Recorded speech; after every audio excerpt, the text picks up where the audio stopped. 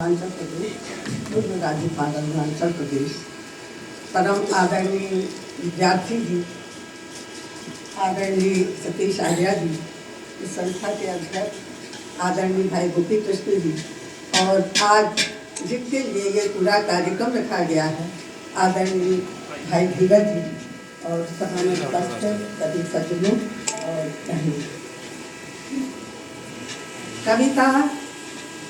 कवि को कई तरह से मिलती है, अनेक प्रकार से प्रेरणा ग्रहण करता है कवि, तब कविता बनती है। मैं मानती हूँ कि कभी बाह्य जगत से प्रेरणा लेता है, कभी अंतर जगत से प्रेरणा लेता है, और कभी ये दोनों प्रकार की प्रेरणा उससे काव्य सृजन कराती है।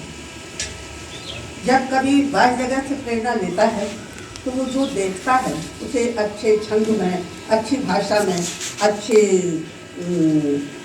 तुकांत में जोड़ करके लिखने का प्रयास करता है।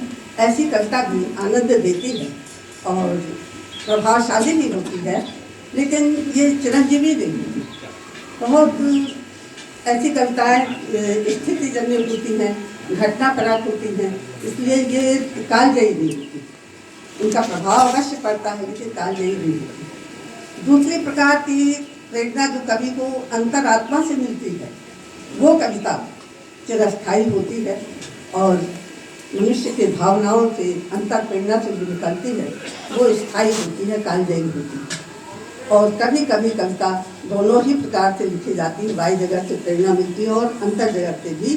उसका जब सम्मिलन होता है, साथ होता है, तो कविता बहुत उच्च कोटि की हो जाती है।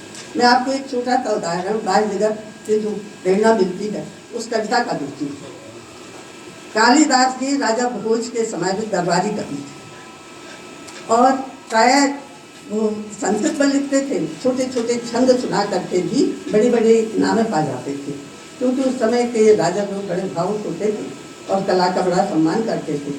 तो जो भी कालिदास जी सुनाते उनको पुरस्कार मिलते थे। एक बार गाँव के कुछ लोगों ने जब ये सुना कि कालिदास हर बार पुरस्कार लेते, वो सुनाते क्या नहीं, नहीं संस्कृत तो उनके पल्ले पड़े नहीं, गांव के लोग थे। उन्होंने कहा ये सुनाता क्या है, अपनी भाषा में वो बोले कि ये सुनाता क्या है, हर बार इनाम ले जाता है, ऐसी कविता हम लोग भी सुना सकते हैं। और वो चार व्यक्ति एक साथ चले। अब चारों ने ये सोचा कि हम भी कविता बनाएंगे। चलते चलते रास्ते में उन्हें एक वो गांव में जो रहता चलते हैं खेतों में पानी सींचने के लिए, वो दिखाई पड़ा। तो एक उनमें से उछल के बोला मेरी कविता बनी। तो उन्होंने कहा क्या भाई सुनाओ। वो कहते मंद मंद रहता मरता। उन्होंने कहा वाह ये तो बन गई कविता। आगे चले थोड़ा सा तो दूसरा कवि उसको देखा कि एक घर के सामने एक बैल बंधा हुआ था, भूसा खा रहा था। तो दूसरा कहता मेरी भी बन गई। उन्होंने कहा क्या। तो बोले तेली को बैल बंधो घुस खाए। अब तीसरे का नंबर था, आगे बढ़े तो तीसरा कवि चिंता में डूबा हुआ था कि मुझे भी कहना। तो आगे देखा कि एक व्यक्ति तरकस लिए हुए चला आ रहा था, तो वो बोला मेरी भी बन गई। तरकस बांधे तरकस बंद। और थोड़ा सा आगे चले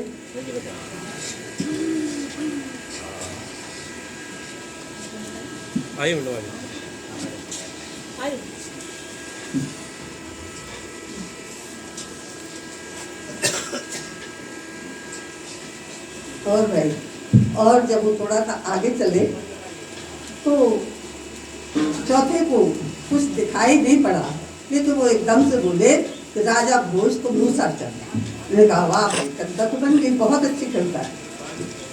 अब इन्होंने सोचा कि ये राजा के दरबार तक कैसे पहुँचाई जाए, कैसे सुनाया जाए। कुछ लोगों से सलाह दी, लोगों ने इनको सलाह दी कि पहले ये कविता कालिदास को सुना, अगर इसमें कोई कमी होगी तो कालिदास उसमें संशोधन करवा देगी। तो ये स्वीकार कर दिया इन्होंने। ये गए कालिदास के पास, तो कालिदास ने जब इनकी कविता सुनी तो बोले भाई 3 पंक्तियाँ बहुत अच्छी हैं, लेकिन चौथी पंक्ति कमजोर है। हो सकता है कि राजा के ऊपर उल्टा प्रभाव पड़े और इसकी जगह इनाम की जगह वो आपको सजा भी दे सकता है, इसलिए इस जगह पे मूसर चंद की जगह आप दूसर चंद कर लो तो कविता बनी। तो उन्होंने दूसरा चंद कर दिया। इसके बाद वो जब दरबार में पहुँचे उन्होंने अनुमति दी और कविता सुनाने का आदेश जब उनको मिला तो वो चारों बड़े गौरव के साथ खड़े हुए और उन्होंने अपनी अपनी कविता पढ़ी। तो एक बोला मंद मंद रहता मर राय, दूसरा बोला तेली को बैल बंधो घुस खाए, तीसरा बोले तरकस बांधे तरकस बंद, और चौथा बोला राजा भोज को दूसर चंद। अब राजा भोज के ऊपर क्या प्रभाव पड़ा? उन्होंने कहा कि ये 3 पंक्तियां तो बहुत अच्छी हैं, लेकिन चौथी पंक्ति कमजोर हो गई, इसमें राजा की चापलूसी है, ये कविता तुम्हारी नहीं। तो वो क्या कहता है कि महाराज मैंने तो लिखा था मूसर चंद, उस कल 10वां ने मेरी कविता बिगाड़वा दी। और उन्होंने कहा अरे तब तुम्हारी कविता सही, कालिदास ने तुम्हारी कविता बिगाड़वा दी।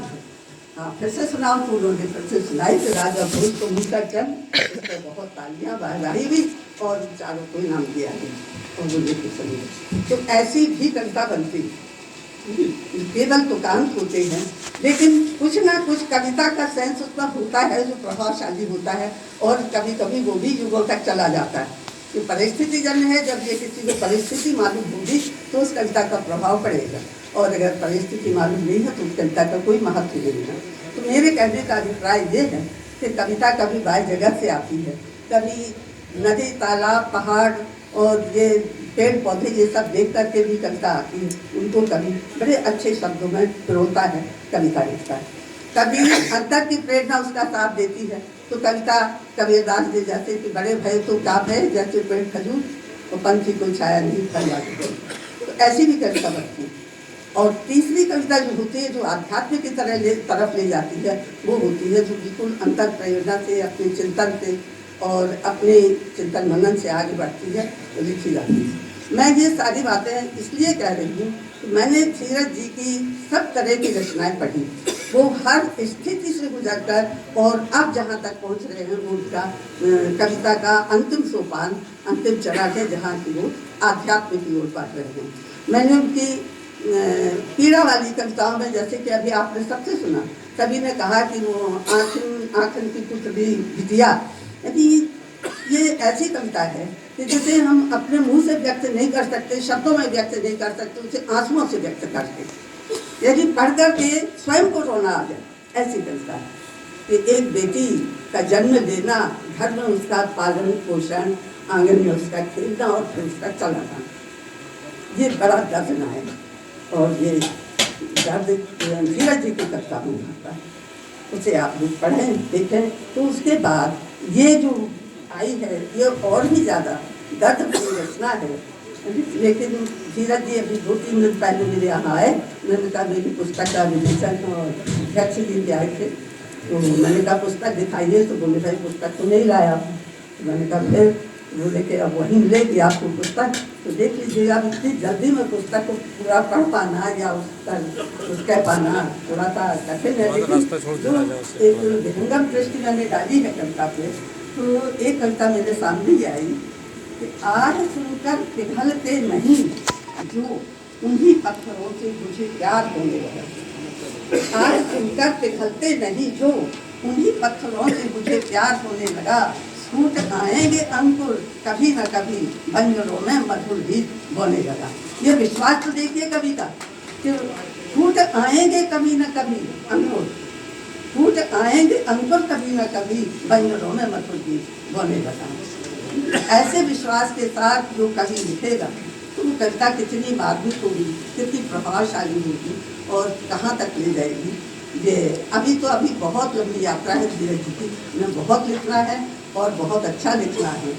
और ये रचनाएँ आप पढ़िएगा, उनका उदाहरण मैं पूरा पढ़ के आपको नहीं दे रही हूँ, पूरी की पूरी पुस्तक पढ़ने लायक है। मैंने केवल एक छंद पढ़ करके पढ़ अभी डाली है।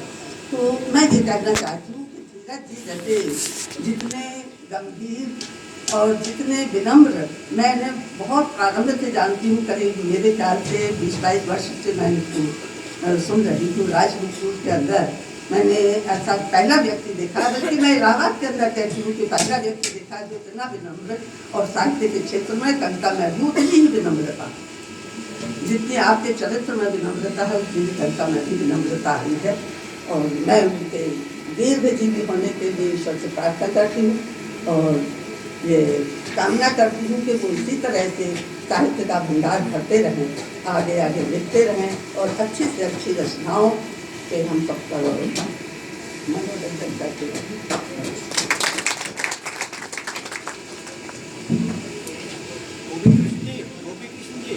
किसी भी पुस्तक का दोनों पार्षदों से बुलवाइए।